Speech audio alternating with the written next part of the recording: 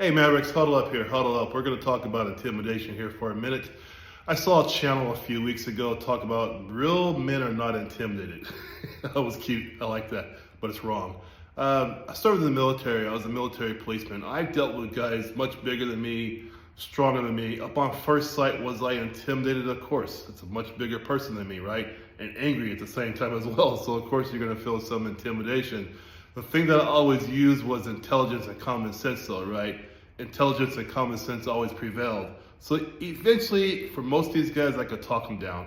Same way with a beautiful woman, you think just, oh my gosh, she's out of my league. She's intimidating. Yeah, it's okay to feel some intimidation by a beautiful woman. But again, remember, intelligence and common sense.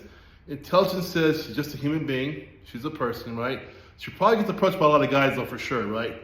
Yeah, but you got to also use your common sense. A woman like that, you can approach her with some humor, right? A truly good question for her, like, it's a beautiful day, don't you think? You know, what do you think about this? You know, you can ask them stuff like that, right?